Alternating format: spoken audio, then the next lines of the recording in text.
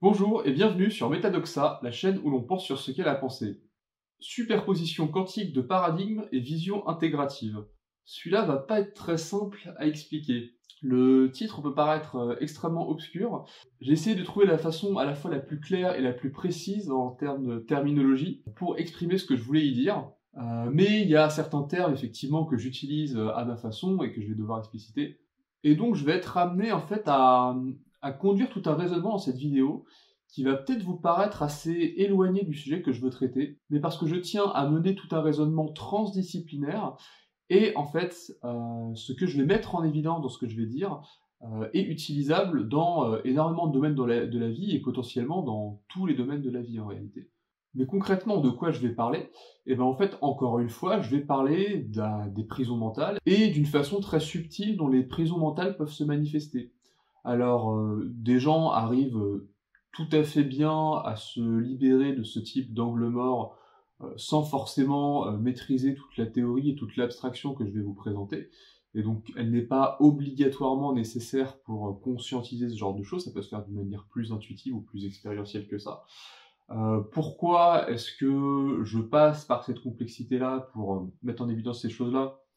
Bah, déjà parce que c'est un mode que j'aime bien explorer, et aussi parce que moi, mon travail consiste à formaliser, à mettre en évidence, à structurer en fait des choses qui généralement sont senties, pressenties et exprimées d'une manière plus intuitive que ça.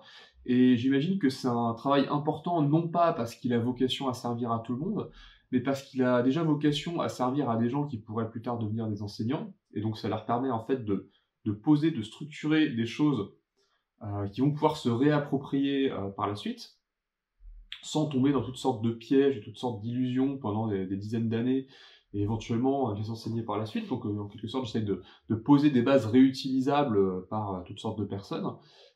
Et aussi, mon but, bah oui, d'une manière générale, c'est de rendre exprimable, conceptualisable, formalisable, des choses qui jusqu'ici étaient essentiellement transmises de manière plutôt métaphorique, ou alors qui étaient déjà exprimées, mais dans des milieux extrêmement spécialisés, avec un vocabulaire extrêmement technique, et où en gros, vous deviez faire un travail extrêmement spécifique pour appréhender ces choses-là, et donc d'une certaine manière, ce que je propose est complexe, mais c'est beaucoup moins complexe que toute la carrière que vous pourriez être amené à faire pour commencer à toucher ces choses-là du doigt si vous passiez par des institutions classiques et pas par un random gars sur YouTube qui a fait ces recherches-là en autodidacte.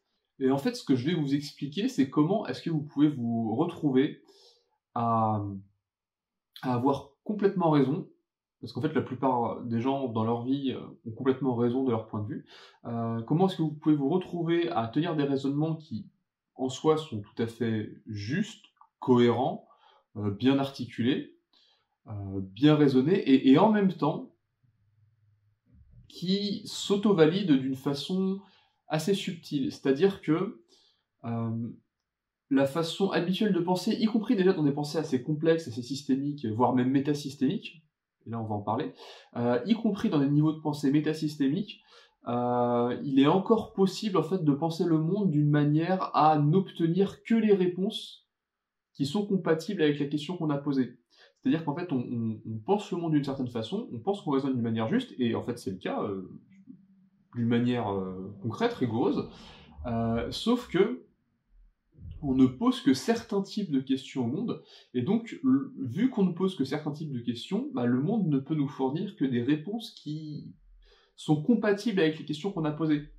Et si on n'arrive pas à réaliser qu'on pose spécifiquement certains types de questions, et donc que du coup, bah, les réponses, en quelque sorte, en fait, la réponse est déjà suggérée dans les questions qu'on pose, si on ne parvient pas à conscientiser que la réponse est déjà suggérée dans les questions qu'on pose, et ben en fait on peut s'enfermer dans des visions du monde qui sont très complexes, très profondes, très structurellement justes, mais qui ont des angles morts assez terribles, et ça peut avoir des conséquences même sur un plan psychologique en fait qui sont assez importantes. Bah, pour donner un exemple, bon, moi je suis pas forcément très pro idéologie woke et ce genre de choses. Euh, Je vais pas rentrer dans le détail de pourquoi, après chacun a son avis sur la question. Hem, une des choses qui me dérange notamment, c'est tout ce qui est communautarisme et le fait de s'enfermer dans une certaine identité. Même si c'est toujours intéressant en fait de proposer une vision, un narratif alternatif par rapport au narratif dominant, d'accord? Mais bon, pour moi il y a ce souci-là et en fait, on peut avoir des visions qui sont déjà assez complexes, qui sont métasystémiques, qui proposent une sorte de théorie du tout et de lecture du monde avec toute une forme de structuration intellectuelle complexe, comme ça peut être le cas par exemple dans le livre Gender Trouble de Judith Butler. Pour moi, c'est un livre en fait qui en termes de complexité, c'est du métasystémique, c'est-à-dire qu'en fait on observe plusieurs systèmes et on observe la structure qu'il y a derrière. Dans le livre de Judith Butler, en fait, c'est une tentative d'analyse structurelle de tout ce qui permet la création du genre dans la société et en fait ça essaye de mettre à jour une sorte de méta-pattern, une sorte de...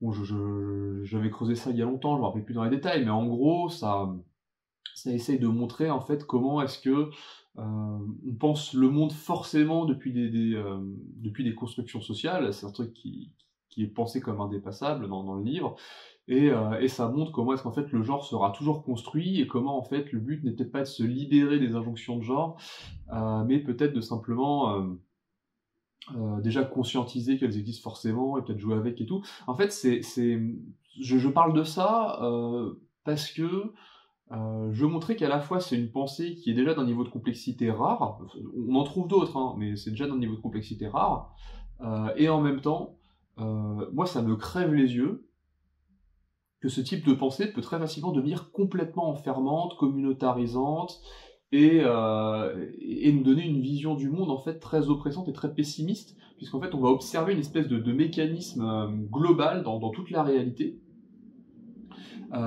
qui en fait conditionne tout, et conditionne tout d'une manière qui, ça dépend le métasystème auquel on s'identifie, mais en tout cas qui nous fait observer toute la réalité d'une manière qui est très désolante, très pessimiste, parce qu'en fait quelque part il y a une espèce de...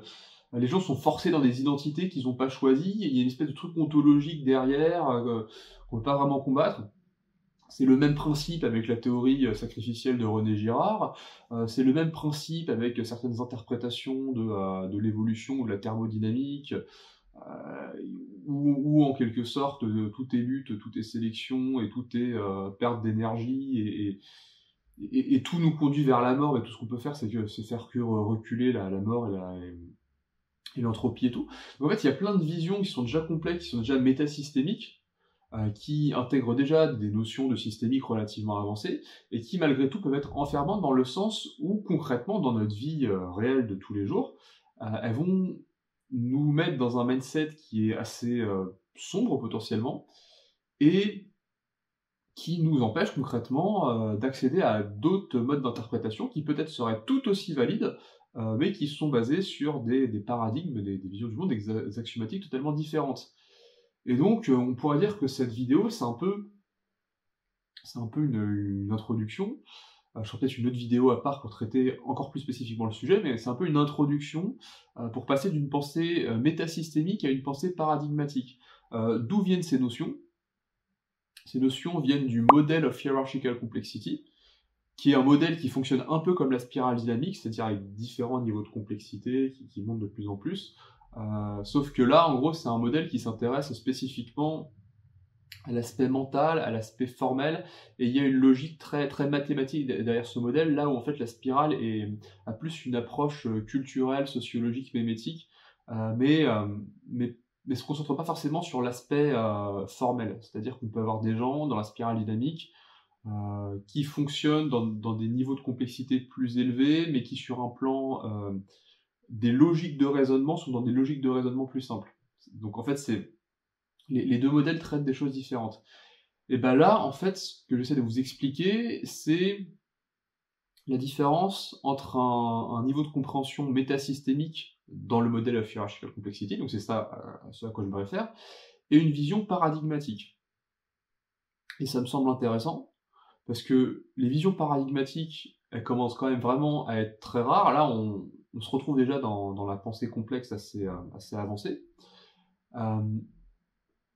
Et je remarque que dans les communautés intégralistes et les communautés de la spirale, je vois vraiment assez peu de gens qui arrivent à saisir les limites en fait de la pensée métasystémique et à comprendre les apports d'une pensée qui serait vraiment paradigmatique. C'est-à-dire que concrètement, je vois des gens en fait qui en quelque sorte sont trop accrochés à leur théorie du tout, qui est généralement la spirale dynamique. Mais quand ils essayent d'intégrer d'autres modèles, comme le modèle of Hierarchical Complexity, ou le modèle du développement de l'ego, ou d'autres modèles qui ont des structures similaires à la spirale dynamique, en fait, au lieu de comprendre que ce sont des modèles qui traitent différentes choses, ils essayent il y a plein d'images comme ça sur Internet, en gros, ils vont prendre tous les modèles, ils vont tous les mettre les uns à côté des autres, ils vont essayer de, de les mettre exactement sur la même ligne et de dire qu'en gros, ils décrivent la même chose, voilà, ils vont essayer de trouver, en gros, le méta-modèle qui permet de comprendre en quoi tous ces modèles pointent vers le même truc, et fondamentalement, pour moi, il y a un truc qui ne fonctionne pas là-dedans. Mais en fait, dans la vie en général, je vois même des gens très intelligents, HPI, machin, qui ont accès à une certaine complexité, et, euh, et qui vont s'enfermer dans leur propre théorie du tout, et d'une manière qui parfois peut être vraiment, vraiment terrible. Et donc, en fait, déjà, comment observer ce mécanisme d'un point de vue méta? Et là, c'est là où ça va être un peu complexe, et c'est là où je ne suis pas forcément sûr à 100% de toutes mes infos, mais je pense que le raisonnement général est bon. Donc bon, s'il y a des spécialistes de la question qui arrivent par là et qui me disent «Ah oui, là, ce que tu as dit, c'est pas exactement ça», bon, ok, peut-être, mais je pense que le raisonnement général tient tout à fait la route. Je vais reparler de physique quantique, et pourquoi je vais parler de physique quantique? Non pas parce que je pense que la physique quantique est directement liée à mon sujet, dans le sens où ce que je vais expliquer s'expliquerait par des phénomènes quantiques ou je sais pas quoi. C'est pas ça.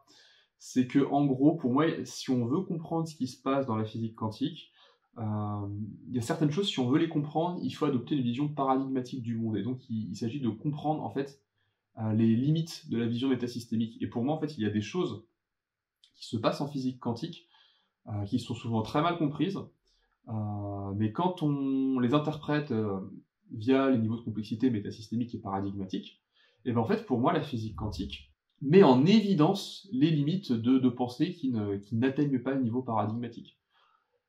Et alors, en physique quantique, il y a un principe assez simple qui est connu d'à peu près tous les gens qui ont vu une ou deux vidéos de vulgarisation sur le sujet, même des non-spécialistes, hein. Et vous avez sûrement déjà entendu ça si vous avez un petit peu entendu parler de physique quantique, si vous êtes un tout petit peu intéressé au sujet. Eh bien, vous avez entendu qu'on ne peut pas connaître à la fois la vitesse et la position d'un électron. Et ça, c'est quelque chose qui est très perturbant parce que dans la vulgarisation, généralement, ce qu'ils vont vous dire, c'est que...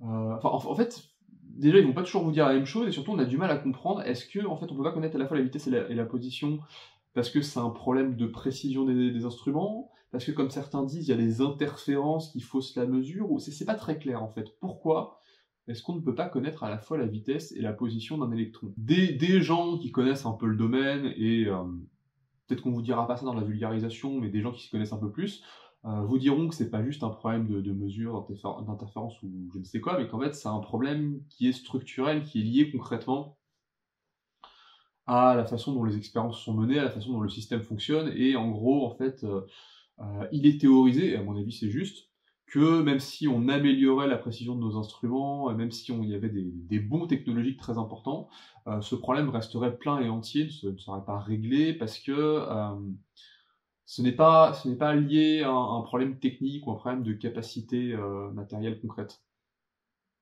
Et en fait, c'est là où je pousse un peu la chose, pour moi, c'est un problème d'épistémologie, fondamentalement. C'est-à-dire que c'est un problème de comment est-ce que on comprend, comment est-ce qu'on interprète la chose qu'on est en train d'observer. Et pour comprendre en quoi c'est un problème épistémologique, et pour comprendre en fait en quoi ce problème spécifique illustre des problèmes qu'on peut rencontrer dans notre vie en général, pour moi, il est important de comprendre vraiment, c'est fondamental, et c'est fondamental si vous voulez percevoir cette vision paradigmatique des choses, il est fondamental de comprendre que, en fait, la carte n'est pas le territoire, vous n'avez pas accès au réel tel qu'il est, et vous n'avez accès qu'à une expérience médiée, traduite du réel. C'est-à-dire que tout ce que vous expérimentez est déjà une traduction, tout ce que vous expérimentez est déjà interprété par tout votre être, en fait, par vos représentations du monde, par vos sens, par vos modèles, par tout. Et donc, en physique quantique, c'est la même chose. Tout ce qui est décrit en physique quantique est interprété à travers un prisme. Le souci en physique quantique, c'est qu'on se retrouve dans des situations où on se rend compte qu'il est impossible de réduire certaines formes de réalité à un seul prisme particulier. C'est-à-dire qu'on est sur des objets qui semblent échapper d'une manière ontologique, d'une manière complète au réductionnisme. Et ça, c'est ce qu'on va appeler des objets quantiques. Mais en fait, les objets quantiques, c'est assez compliqué parce que, à la fois, ils correspondent à une réalité objective, c'est-à-dire qu'effectivement, il y a des objets qui sont dans des états quantiques, mais en même temps, ils correspondent aussi à une réalité épistémique. C'est-à-dire que ces objets sont quantiques parce qu'ils sont observés depuis une certaine vision du monde, et depuis cette vision du monde, on constate qu'en fait, ils sont pas réductibles à un seul prisme, et donc du coup, ils sont quantiques de fait. Mais le truc qui est très subtil à comprendre, c'est qu'il y a une jonction, en fait, entre nos modes de représentation, notre épistémologie, et la physique la plus concrète qui soit, c'est-à-dire la physique telle qu'elle se manifeste dans notre réalité matérielle, voilà, avec des choses dures et tout. Il y a une jonction, en fait, entre les deux, et cette jonction, elle est subtile à saisir, parce qu'en fait, c'est une jonction entre le monde des représentations et le monde de la matière.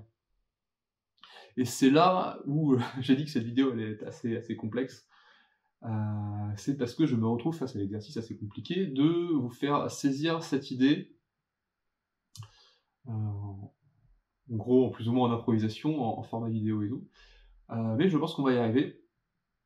Et pour ça, je vais revenir sur cette histoire de on ne peut pas connaître à la fois la vitesse et la position de quelque chose. Et le truc, à mon avis, qui remet en perspective tout ça, c'est que je pense qu'en fait ce principe n'est pas vrai qu'en physique quantique, mais je pense qu'il est vrai dans toute la réalité. C'est-à-dire que je pense que, y compris dans la physique newtonienne, celle que vous apprenez à l'école, et y compris dans votre perception du monde en général, rigoureusement parlant, il est impossible de connaître à la fois la vitesse et la position d'un objet. C'est juste que dans notre monde de représentation habituel, dans notre monde macroscopique, où on peut observer directement des objets, en physique quantique on ne peut pas observer directement des objets, on observe des choses qui sont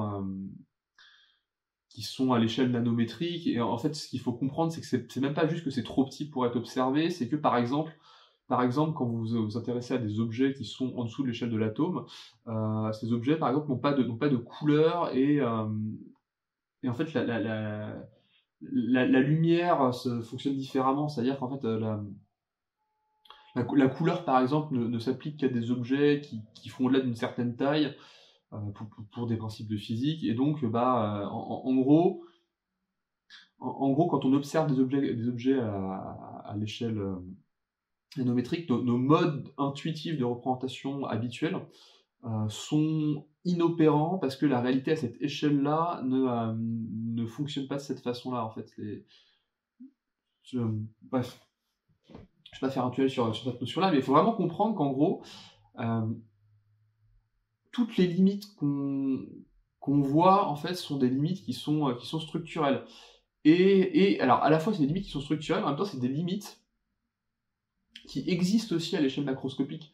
C'est juste que, elles sont généralement pas vues à l'échelle macroscopique, parce qu'en fait, les cas limites qui permettraient de mettre en évidence ces phénomènes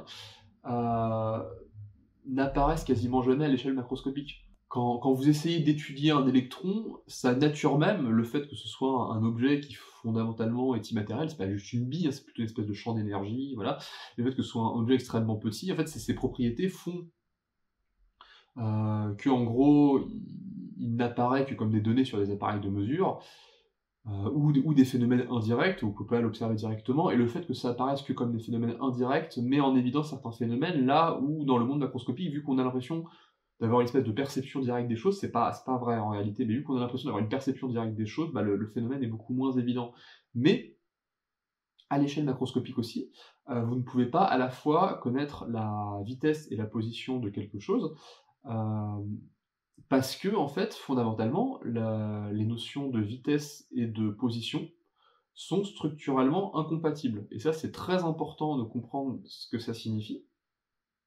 Ce que ça signifie, en fait, c'est que ces deux notions sont construites sur des bases logiques, sur des axiomatiques, sur des principes de base, qui obéissent à des cadres d'interprétation qui sont différents et qui ne sont pas assimilables. En fait, vous pouvez très bien, c'est quelque chose qui se fait par exemple pour les courses de 100 mètres, il y a des appareils de mesure, on peut faire de la chronophotographie, il y a toutes sortes de moyens en fait de calculer la vitesse d'un athlète à toute position du parcours.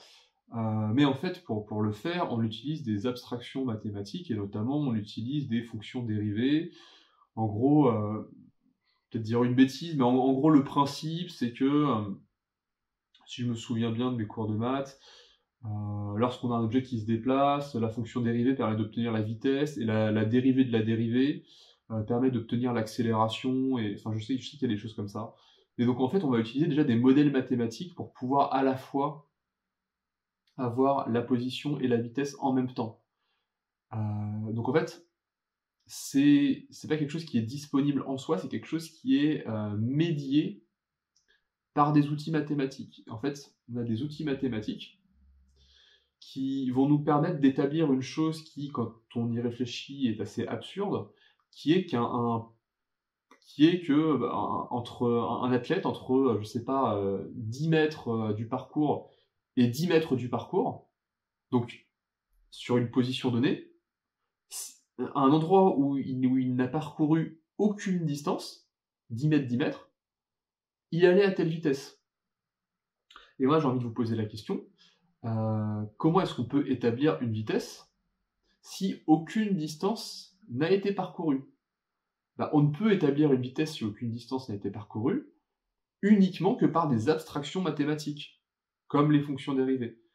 Ce n'est pas une réalité qui existe déjà en soi dans le monde. Dans le monde en soi, au niveau, ce que j'appellerais au niveau ontologique des choses, les objets n'ont pas intrinsèquement en eux une vitesse ou une position. Ça, ce sont des choses qu'on obtient, nous, depuis notre cadre situé, en observant le monde.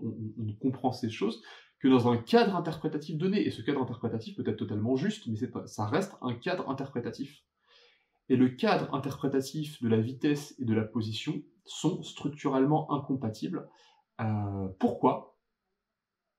Parce qu'ils ne postulent pas la même chose sur la variable temps. C'est-à-dire qu'en fait, la notion de position implique de neutraliser la notion de temps, alors que la notion de vitesse implique d'inclure nécessairement la notion de temps. Vous n'avez pas de vitesse sans temps, mais vous n'avez pas de position s'il y a un temps. Et en fait, on peut le comprendre notamment en réalisant qu'en fait, qu'est-ce que c'est qu'une vitesse ? C'est une succession de positions dans le temps. Et qu'est-ce que c'est qu'une position ? C'est quelque chose de fixe, en fait, c'est quelque chose qui est là de tout temps, en fait. Une position, ça a une triangulation, c'est quoi le terme ? Si vous avez des coordonnées, c'est quelque chose, en fait, qui est supposé être fixé. En fait, on a un paradigme de la fixitude et on a un paradigme du mouvement. Donc on a la position, on a la vitesse. Ce sont des paradigmes qui sont structurellement incompatibles. Donc dans notre réalité ordinaire, en général, on ne le remarque pas. On peut créer des modèles physiques matérialistes, newtoniens, qui fonctionnent.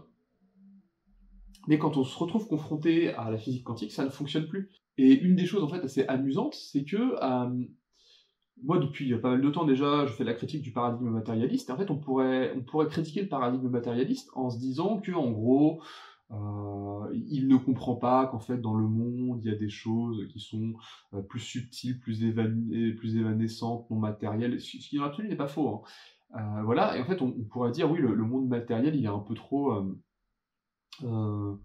il pense que les choses sont que des actions-réactions, des causes, des conséquences, voilà, et puis en fait, si on s'ouvre à un monde plus subtil, plus sensoriel, plus émotionnel, et ben du coup, on comprend que c'est plus que ça. Mais alors, d'une certaine manière, oui, mais en fait, d'une manière beaucoup plus pragmatique que ça. Le truc qui est très très ironique, c'est que une des critiques que je formule à la vision matérialiste, c'est que la vision matérialiste est un idéalisme qui s'ignore. Et dans certaines visions de la pensée complexe et intégrative, en fait, on recrée un véritable matérialisme dans le sens où on intègre le fait que toute transcription du réel est avant tout médiée par une expérience qui est profondément matérielle. Donc en fait, en réalité, ce que je propose est beaucoup plus matérialiste que le matérialisme, puisque le matérialisme se base en fait sur toutes sortes d'abstractions qui ne sont pas conscientisées et qui sont souvent mutuellement incompatibles, comme l'abstraction de la vitesse ou l'abstraction de la position. Alors que moi, ce que je propose notamment dans cette vidéo, c'est de dire, bah en fait, quelles sont les conditions matérielles qui créent l'abstraction vitesse et quelles sont les conditions matérielles qui créent l'abstraction position. Et donc, en fait, quand vous avez compris que cette histoire de on ne peut pas avoir à la fois la vitesse et la position d'un électron, c'est pas un problème de mesure, de précision, de technologie, mais que c'est un problème qui est avant tout épistémique, vous prenez toute la question tout à fait différemment. Parce qu'en fait, du coup, ce que vous comprenez, c'est que pourquoi est-ce qu'en fait, entre guillemets, l'expérience semble s'adapter d'une manière assez frustrante à l'observation qu'on fait sur elle. En fait, quand on dit observation, c'est pas juste observer avec ses yeux, hein, c'est un certain type de protocole expérimental, c'est ça qu'on appelle observation. Hein. C'est aussi pour ça que beaucoup de gens comprennent pas, c'est parce qu'en fait, observation a un sens assez différent du sens ordinaire dans lequel il est utilisé dans des expériences, notamment physique quantique. Mais en gros, quand on fait une observation, en fait, ce qui se passe, c'est qu'on est en train de dire au système, en fait, on est en train de poser une question au système, et pour que le système puisse renvoyer une réponse qui est interprétable dans la logique dans laquelle on a posé la question, en fait, le système doit se modifier. C'est là où il y a un lien entre l'épistémologie et la physique, c'est-à-dire que c'est réellement un phénomène physique. C'est-à-dire que le système va physiquement évoluer pour pouvoir nous donner une réponse. C'est-à-dire que, en gros, je ne saurais pas décrire tous les détails du protocole, mais si votre question c'est quelle est la vitesse de cet électron, et ben en fait, vous allez conditionner le système, enfin, pas forcément d'une manière consciente et volontaire, mais vous allez conditionner le système d'une manière à ce qu'il puisse exprimer, je ne sais plus si j'ai dit vitesse ou position, mais en gros, si la question c'est la vitesse, bah, vous allez conditionner le système d'une manière à ce qu'il puisse exprimer une vitesse. Et comment vous allez le conditionner? En menant votre expérience d'une certaine façon, d'une manière à mesurer une certaine chose. En fait, en voulant mesurer une certaine chose, vous allez forcer le système à vous donner les conditions qui permettent cette mesure. Pour le comprendre d'une manière plus intuitive, comment est-ce que vous pouvez savoir si un sprinter court plus vite qu'un autre? Et bien en fait, c'est quelque chose que vous ne pouvez pas mesurer simplement en, je sais pas, en prenant deux sprinters, en les mettant l'un à côté de l'autre et en tirant un mètre à mesurer, en tirant un ruban, et en mesurant leur vitesse. Parce qu'en fait, ce n'est pas quelque chose que vous pouvez mesurer directement sur eux. C'est quelque chose qui ne peut se mesurer que quand ils font des actions précises dans un contexte précis. Donc en fait, si vous voulez mesurer leur vitesse, déjà vous allez devoir contrôler toutes sortes de paramètres. Est-ce qu'ils sont correctement reposés? Est-ce qu'ils sont motivés? Est-ce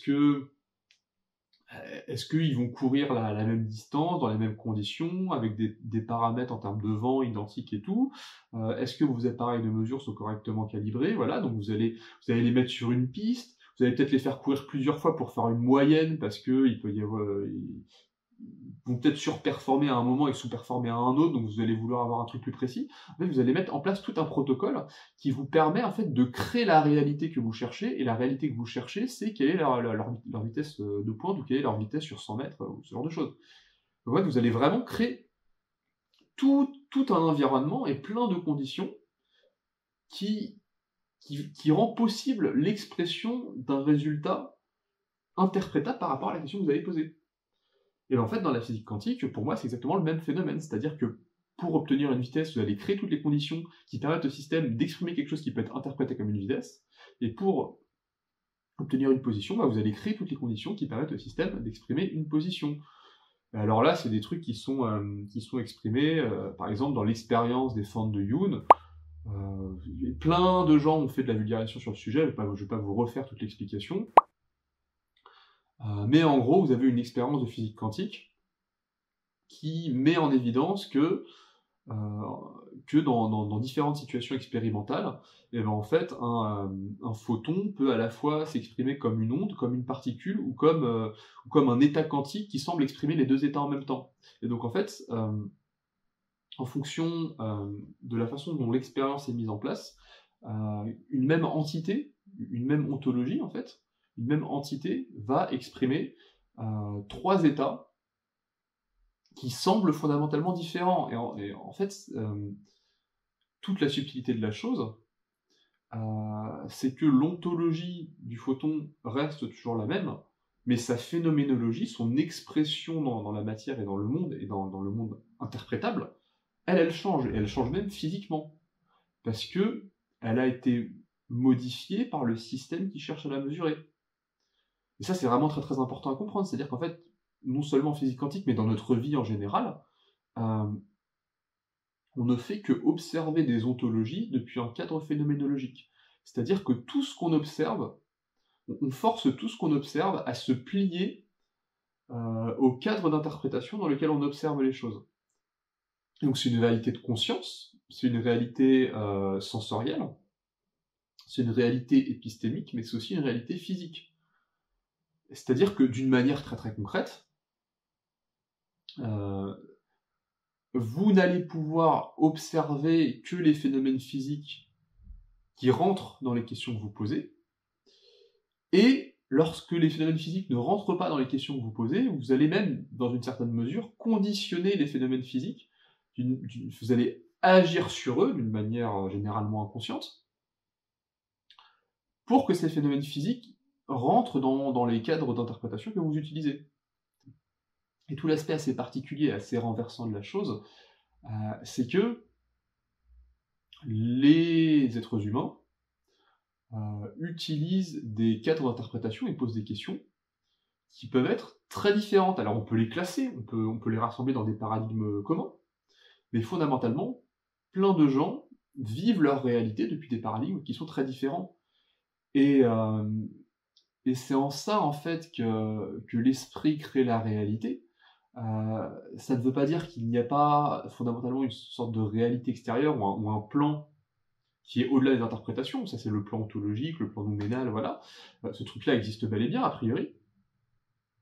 Mais, dans cette ontologie-là, les différents êtres humains vont se promener dans la même réalité, mais depuis une réalité intérieure. Il y a la réalité extérieure et il y a la réalité intérieure, il y a la carte et il y a le territoire. Dans leur réalité intérieure, ils vont filtrer le monde d'une manière tout à fait différente. Et ce qui fait qu'en gros, ils vont créer des paradigmes qui, structurellement, peuvent être tout à fait justes, c'est-à-dire que les raisonnements sont tout à fait justes, sont tout à fait complets. Ils peuvent même aller jusqu'à créer des théories métasystémiques du monde, des sortes de théories du tout, où, en fait, ce qui va se passer, c'est que ils vont devenir capables d'observer le monde et de voir qu'en fait, le monde entier est conditionné selon un même métaprincipe, qui peut être... il y en a une infinité potentiellement, hein, mais ça peut être la théorie de l'évolution, l'amour universel, voilà, les théories sacrificielles de René Girard, constructivisme social intégral, causalité, tout est cause, tout est conséquence, voilà, paradigme matérialiste, toutes sortes de paradigmes religieux, enfin voilà. Mais en fait, concrètement, les gens vont observer le monde depuis un filtre total, enfin en général même plusieurs, mais qui sont pas forcément conscientisés comme étant des filtres différents. Et le fait que les gens interprètent leur réalité depuis un certain paradigme fait qu'en fait ils vont avoir tout le temps raison dans leur paradigme, et en même temps ils vont avoir beaucoup de mal à conscientiser les angles morts qui n'obéissent pas à ce paradigme-là. Et ça bah, c'est vraiment subtil à comprendre en fait, parce que ça nous permet de réaliser que avoir raison ne suffit pas. Et en fait, ça permet même de comprendre d'une manière très concrète, très rigoureuse, des concepts comme la manifestation en spiritualité. C'est-à-dire que si tu comprends en fait que ton paradigme conditionne complètement la réalité que tu vas vivre, bah, tu peux d'une manière très consciente, il y a des façons de le faire, quand on comprend ça, on peut facilement tomber dans les trucs d'ego où on va essayer de manifester n'importe quoi, juste parce que ça nous fait kiffer. C'est assez complexe, ça se fait pas comme ça, mais en gros, quand on comprend qu'effectivement notre esprit conditionne notre réalité et crée d'une certaine manière notre réalité, bah, on peut commencer à faire de la manifestation, c'est-à-dire qu'on va consciemment essayer de faire évoluer nos paradigmes et nos cadres et nos fils d'interprétation pour accéder à des réalités qui sont plus sympathiques, tout simplement. Et en fait, ça fonctionne réellement, je l'ai expérimenté. On peut vraiment changer son expérience de la vie simplement parce qu'en fait, on change complètement la façon dont on a filtré notre réalité. Et donc, pour en revenir en fait à la question de la physique quantique, bah, du coup, pour le cas de l'expérience des doubles fentes, on peut avoir un paradigme qui est le paradigme ondulatoire, le paradigme corpusculaire et le paradigme quantique, qui en fait exprime en quelque sorte les deux à la fois. Et là, on se retrouve face à un phénomène intéressant qui est qu'est-ce que c'est que le quantique? Et comme je l'ai dit tout à l'heure, c'est à la fois un phénomène physique et un phénomène épistémologique. C'est-à-dire que pour moi, d'une manière générale, en fait, fondamentalement, à l'origine des choses, toute la réalité est quantique, qu'elle soit microscopique, macroscopique et tout. Il faut vraiment comprendre que pour moi, toute la réalité est quantique. Ceci étant dit, cette réalité quantique va pouvoir se manifester dans la plupart des situations de manière non quantique, puisqu'en fait, elle va être réductible à un paradigme particulier. Ce qu'on appelle les phénomènes quantiques, ce sont des situations où on peut mettre en évidence certaines manifestations de la réalité qui sont intraduisibles dans un seul paradigme. Et ce phénomène-là correspond à la fois à un certain cadre expérimental et à certaines conditions, mais c'est aussi une réalité physique dans le sens où il y a bel et bien des états physiques concrets. Je ne parle pas de quelque chose de... je ne parle pas de cas d'interprétation de constructivisme social, je parle d'une réalité matérielle au sens le plus matériel qu'on puisse imaginer. Il y a des situations concrètes dans lesquelles quelque chose est dans un état quantique, c'est-à-dire qu'en fait, il se manifeste d'une façon qui n'a pas encore été réduite par un seul cadre d'interprétation. Et cet état particulier est effectivement un état fragile, un état qui peut facilement disparaître s'il est soumis à certaines formes d'interaction qui vont le pousser dans une certaine forme de manifestation. C'est un état qui est observable indirectement, c'est toujours indirect, hein, c'est toujours des observations indirectes, parce que dès qu'on observe quelque chose, on réduit le truc. Mais indirectement, on peut voir en fait dans l'expérience des fentes de Jung que dans un certain état, en fait, le système va exprimer quelque chose qui nous indique après tout qu'en fait il n'avait pas entre guillemets choisi entre un mode ondulatoire et un mode corpusculaire. Qu'en fait son état restait disponible aux deux, et en fait les informations qu'il nous a renvoyées quand il était dans cet état quantique, après coup, on ne peut pas les interpréter depuis un seul paradigme, on peut les interpréter qu'en considérant qu'en fait les deux paradigmes étaient opérants en même temps. On peut l'observer qu'en considérant que dans cet état-là, le photon était à la fois une onde et une particule, en gros. Et il y a d'autres expériences en physique quantique avec d'autres états quantiques où en fait On ne peut interpréter les choses qu'en considérant que les deux systèmes étaient à la fois disponibles. Parce que, au moment où l'expérience a été menée, on n'a pas forcé le système dans un cadre d'interprétation particulier.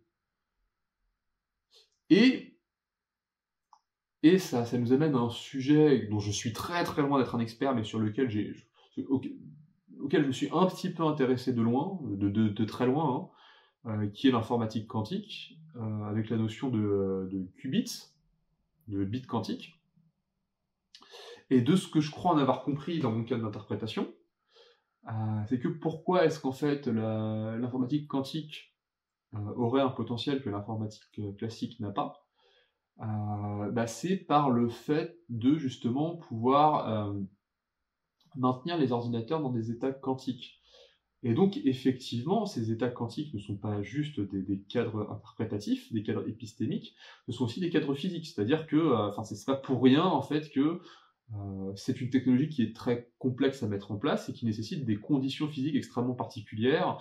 De ce que j'ai compris, il faut je crois de la supraconduction, il faut que les appareils soient à une température proche du zéro absolu, il faut qu'il y ait un niveau de vibration quasiment nul, donc en fait il faut des systèmes extrêmement stables, extrêmement stabilisés. Voilà, si quelqu'un fait tomber une gomme dans la pièce d'à côté, ça nique l'expérience. Voilà, il faut des conditions physiques extrêmement précises parce que, effectivement, l'état physique dans lequel certains phénomènes ne sont pas interprétables dans un seul cadre, dans une seule structure, dans un seul paradigme, ça correspond à un état physique concret, et c'est un état physique qui est fragile. Donc voilà, encore une fois, il y a une réalité physique derrière. Mais ce qui est aussi intéressant, c'est que fondamentalement, à quoi sert un ordinateur? Et un ordinateur quantique, c'est pareil, à quoi sert un ordinateur? Un ordinateur sert avant tout à traiter et structurer de l'information. Et à quoi sert une expérience? Une expérience sert à obtenir de l'information. À quoi ça nous sert d'interpréter le monde? Ça nous sert à obtenir de l'information. Et donc, toute la spécificité de cette technologie quantique, de cette technologie de l'informatique quantique, c'est qu'en gros, on traite des informations à travers des phénomènes physiques. Voilà, les bits classiques, les 0 et les 1, le courant qui passe ou le courant qui passe pas, c'est des phénomènes physiques qui sont utilisés pour traiter de l'information. Donc il y a une réalité physique de ce qui se passe dans l'appareil, mais ça nous permet en fait d'organiser de l'information, et à la fin ça nous donne un résultat sur un écran qui nous permet de prendre une décision. En fait, fondamentalement, l'ordinateur, c'est un système qui crée des phénomènes physiques dont la seule finalité est à la fin de nous donner une information qui nous permet de prendre des décisions. Donc c'est un système de prise de décision. À l'informatique quantique, c'est pareil, c'est-à-dire qu'en gros, c'est un système physique d'aide à la prise de décision très complexe. Et là, en fait, ça nous permet d'accéder à des formes d'information que l'informatique classique ne nous permet pas d'avoir, ou pas de la même façon, parce que là, en gros, ça nous donne accès à des informations quantiques, c'est-à-dire des informations qui doivent être prises en compte dans un paradigme intégratif. C'est-à-dire que ce sont des informations dont la particularité est d'être en quelque sorte cross-paradigmatique. Ce sont des informations qui dépassent la notion de paradigme simple. Ce sont des informations qu'on ne peut comprendre qu'en admettant que l'état qu'on a observé impliquait plusieurs paradigmes, plusieurs cadres d'interprétation qui étaient fondamentalement contradictoires. Et ça, c'est extrêmement puissant, parce que ça nous permet de faire des choses que le paradigme matérialiste standard ne nous permettait pas de faire. Et donc, en fait, il y a des gens qui se demandent pourquoi est-ce que je dis que certaines nouvelles technologies, high-tech de pointe, IA, informatique quantique et tout, ça correspond à des technologies jaunes et au paradigme jaune. Pourquoi est-ce que je dis ça? Et parce qu'en fait, c'est une réalité concrète. C'est-à-dire que la façon dont ces technologies ont été pensées, dont elles sont utilisées, et les outils notamment les outils intellectuels qu'il faut maîtriser pour comprendre vraiment ce qui se passe avec ces technologies, nécessitent obligatoirement une compréhension de niveau jaune.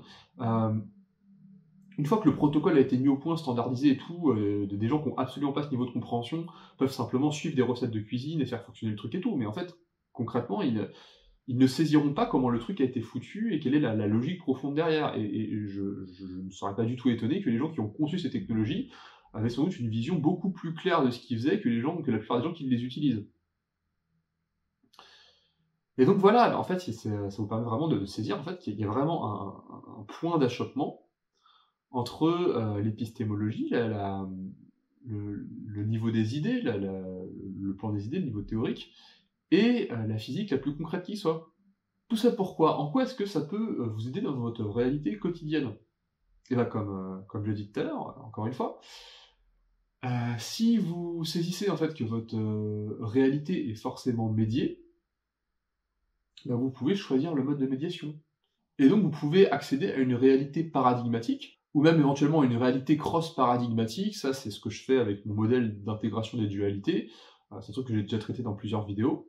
En fait, on essaye de voir qu'il y a différents paradigmes et quels sont les points de jonction entre les deux, comment ça s'articule de manière dynamique. Mais déjà, vous pouvez accéder à une vision paradigmatique, qui est le fait oui, de réaliser que ce n'est pas parce que vous avez complètement raison dans votre système de pensée complet, qui a l'air parfait, qui a l'air de tout expliquer, qui a l'air en fait de traduire toutes les réalités du monde dans un seul axe cohérent. Ce n'est pas en fait parce que vous avez l'impression d'avoir trouvé en quelque sorte la racine ontologique de toute l'organisation des choses et que vous êtes déjà très content d'avoir trouvé ce truc qui paraît incroyable et tout. Non, vous pouvez aller encore plus loin que ça. Vous êtes encore en train de vous enfermer dans une ornière, en fait. Et vous pouvez accéder à un niveau de compréhension paradigmatique, et dans un niveau de compréhension paradigmatique, vu que c'est le niveau méta au-dessus, sur un plan logique, et bien en fait, vous allez manipuler plusieurs métasystèmes, plusieurs théories du tout, plusieurs explications globales, et vous allez les utiliser d'une manière dynamique. Et vous allez voir en fait que chaque cadre d'interprétation permet d'expliquer l'ensemble d'une manière cohérente. C'est-à-dire que vous pouvez très bien, par exemple, créer une théorie physique des réalités sociologiques. Bon courage, hein, il y a beaucoup de gens qui essayent. Ça me paraît très, très complexe. Mais en tout cas, vous pouvez proposer des pistes d'une sorte d'explication physique de phénomènes sociologiques. Je sais pas, je pense qu'il y a des gens qui font ça avec de la fouloscopie, par exemple, ou avec des principes de thermodynamique ou ce genre de choses. Ils vont essayer d'analyser comme ça des crises économiques, des révolutions, des phénomènes de perturbation sociale majeure via des principes voilà, de la complexité qui en fait sont reliés à des phénomènes physiques en gros. Et vous pouvez faire aussi des théories sociologiques de la physique, c'est-à-dire comment est-ce qu'en fait la culture, les conditions sociales et tout ont conditionné l'émergence de différents paradigmes physiques et de comment est-ce qu'on a compris, interprété la réalité matérielle, les interactions physiques et tout, et comment est-ce qu'on a construit les technologies à partir de ça. Vous pouvez analyser ça depuis un angle sociologique. Vous pouvez aussi analyser des phénomènes sociologiques et physiques depuis un cadre psychologique, voire psychanalytique. Vous pouvez analyser tout ça depuis un cadre spirituel. Et en fait, le truc vraiment à saisir quand vous accédez à une vision paradigmatique du monde, c'est qu'en fait, on est dans un espèce de truc où c'est des sortes de... toute la réalité... En fait, c'est comme si vous aviez plusieurs paires de lunettes. Et en fait, avec différents filtres. En fait, toute la réalité peut être filtrée d'une infinité de façons différentes, et chacun des filtres peut offrir une explication totale de tous les autres. C'est-à-dire que chacun des filtres regarde les autres filtres aussi, et chacun des filtres interprète les autres filtres dans son cadre particulier. Et donc, vous vous doutez bien, moi c'est un truc auquel je me confronte, notamment quand j'essaie de discuter avec des gens qui ont une vision métasystémique des choses, qui est déjà une vision assez avancée, qui peut déjà être compatible avec des formes peut-être moins élaborées du niveau jaune, mais qui peuvent quand même correspondre au niveau jaune. Bon, Judith Butler, Gender Trouble, c'est plutôt vert, mais enfin, c'est pour ça que la spirale dynamique et le modèle of hierarchical complexity, c'est pas la même chose, faut les interpréter différemment. Mais en gros, généralement, le métasystémique, ça peut être du jaune ou du vert, parfois même du orange, voilà. Mais typiquement, quand je me retrouve à discuter avec des gens qui ont une vision métasystémique, y compris des gens qui, a priori, ont une certaine compréhension jaune du monde, bah, c'est qu'à un moment, je me retrouve confronté à l'angle mort des théories du tout. Je suis face à quelqu'un qui, en fait, a une théorie du tout, qui arrive à tout expliquer depuis cette théorie du tout d'une manière qui est rigoureuse, qui sur un plan logique, ne pose pas de souci en soi. Il y a toujours des angles morts, il y a toujours des cas limites, hein, mais en soi, ça tient la route. Et je me retrouve bien en peine d'expliquer que oui, mais en fait, si on observait le monde depuis un paradigme différent, on retrouverait une autre théorie du tout qui explique tout aussi. Et donc, bah, il y a plusieurs théories du tout qui sont toutes valables, et il y a même une infinité de théories du tout. Et donc peut-être que si vous voulez faire une théorie du tout de la théorie du tout, vous devez commencer en fait à comprendre comment vous pouvez observer le monde depuis différentes théories du tout. Voilà, je pense avoir fait le tour de la question. J'ai bien conscience que c'était très dense, que c'était très complexe. Je ne sais pas si beaucoup de gens auront saisi tout le raisonnement que j'essaie d'apporter là. Je ferai peut-être d'autres vidéos sur la question. Je crois que déjà là j'ai traité un peu plus que ce que je m'imaginais traiter au départ, donc peut-être que du coup ça va mordre sur certaines autres idées de vidéos que j'avais, mais en tout cas voilà. Le truc c'est vraiment de réaliser à quel point même des visions qui semblent relativement complexes et voir les choses depuis plusieurs dimensions, même des visions qui voient les choses depuis plusieurs dimensions, restent encore enfermées dans le fait de vouloir rassembler toutes les dimensions dans une seule méta-dimension qui soi-disant engloberait les autres. En fait, ce qui se passe quand on veut réunir toutes les dimensions dans une seule méta-dimension, c'est qu'en fait, on fait un choix qui est complètement arbitraire, qui est que on a, je sais pas, 10, 20 dimensions face à nous, on en prend une arbitrairement, on dit celle-là, elle est au-dessus, donc on crée une vision métasystémique en disant celle-là, elle est au-dessus, et après, on va décider arbitrairement que toutes les autres cas, toutes les autres visions sont en dessous, et en fait, on va créer une espèce de hiérarchie pour montrer comment est-ce que tout converge vers cette métavision, vers ce truc qu'on a mis au-dessus de manière complètement arbitraire. Bah, typiquement, dans une vision paradigmatique, on pourrait dire, ok, j'ai tous ces cas d'interprétation, qu'est-ce qui se passe quand je mets celui-là au-dessus? Ok, oh, j'ai une métathéorie, j'ai une théorie du tout, ok, d'accord. Ok, maintenant, je prends un autre, qu'est-ce qui se passe quand je mets celui-là au-dessus et quand je remets l'autre en dessous? Oh, j'ai une autre métathéorie du tout, d'accord. Qu'est-ce qui se passe quand j'en prends un troisième, que lui je le mets au-dessus, que je remets les autres en dessous? Ah, j'ai une troisième théorie du tout. Ah, c'est intéressant. Et donc, bah, là, on peut commencer à manipuler plusieurs métasystèmes. Et quand on a vraiment maîtrisé ce principe, bah, en fait, on peut se rendre compte qu'il y a une structure de structure, une théorie du tout de théorie du tout, en quelque sorte, c'est du méta-méta. On peut commencer à faire du cross-paradigme en comprenant qu'en fait, bah, il y a un système d'interaction dynamique entre ces différents trucs. Mais bon.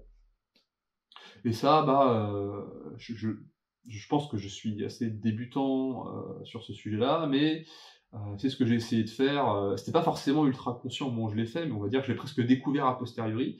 Et c'est ce que j'ai essayé de faire avec le modèle d'intégration des polarités, d'intégration des dualités, où je montre en fait toute la dynamique systémique entre des paradigmes incompatibles et comment est-ce qu'en fait il y a bien en fait des connexions, mais des connexions qu'on peut faire sans vouloir absolument en tirer un au-dessus de l'autre, quoi.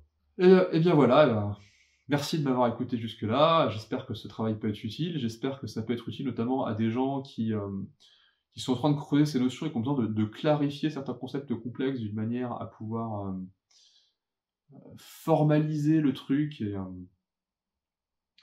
et à identifier en fait certaines impasses dans lesquelles beaucoup de gens tombent.